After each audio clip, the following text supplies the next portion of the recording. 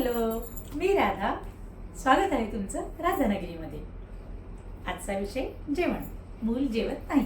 आपण जन्मापासून 3-4 वर्षाचं मूल होईपर्यंत जेवत नाही, त्याच्याकरता काय उपाय करता येतील ते सांगितले. काय चुका टाळायच्या ते सांगितलं.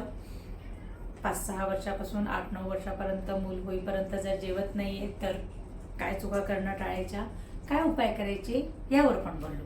आता बघूया 12, 13, 14, 15 वर्षाचं मूल जेव्हा मोठं होऊन जातं आणि ते काही गोष्टी खायला नाही म्हणतात, ते जेवत नाही असं होत नाही. ते जेवतात कारण त्यांना भूक लागते, भूक कळते, जेवतात.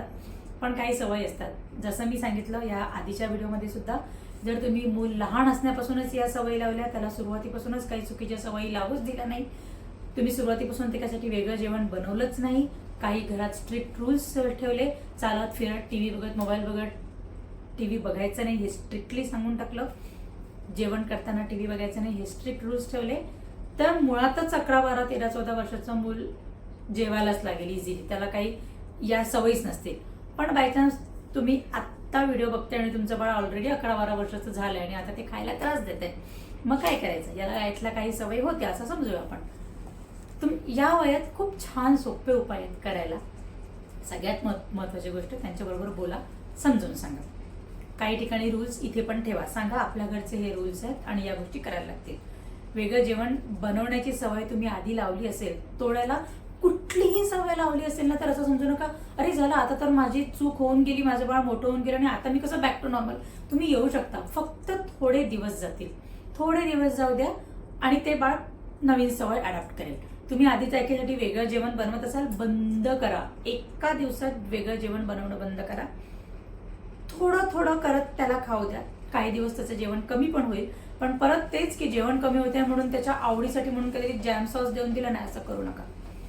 दुसरी छान गोष्ट तुम्ही करू शकता या वयाच्या मुलांशी, ते म्हणजे ही समजदार मुलं असतात, टीनेजच्या आसपासची किंवा टीनेजर्स असतात, यांच्याशी तुम्ही फक्त बोललात जरी, यांना महत्त्व जरी समजून सांगितलं की या गोष्टीमुळे तुझे केस छान होतात, या गोष्टीमुळे तुझी स्किन छान होते, या गोष्टीमुळे तुझं बिल्ड छान होतं, या गोष्टीमुळे तू स्ट्रॉंग बनशील, या जर गोष्टी तुम्ही मुलांशी बोललात आणि त्यांना समजावून सांगितलं, तर हे समजावून सांगणं पण खूप आहे. मुलांच्या सवयी ड्रास्टिकली बदलू शकतात. रुटीन लावा, तुम्ही त्यांच्याबरोबर इन्व्हॉल्व्ह व्हा. तुम्ही काय करायचं काय नाही हे त्यांना सांगा.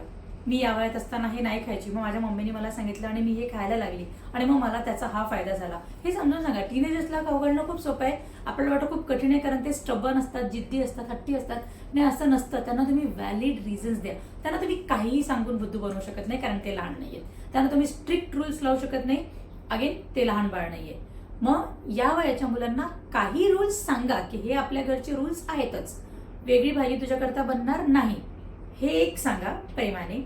सेकंडली त्यांना समजावून सांगा की हे तुझ्यासाठी कसं चांगलं आहे. हे जर त्यांना एकदा कळलं तर ते सवयी शिफ्ट होतात मुलांच्या. काही गोष्टी बोलणं टाळा.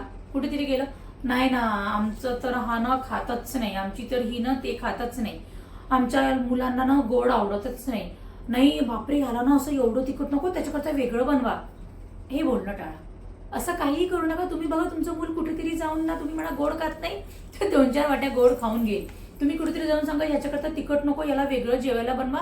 नका त्रास देऊ त्या लोकांना. त्यापेक्षा तुम्ही तुमच्या मुलाला जे ते लोक वाढतील ना ते खायला सांगा, ते खाणार आहे. कुणाच्या घरी गेलं ना की मूल सुधारतं.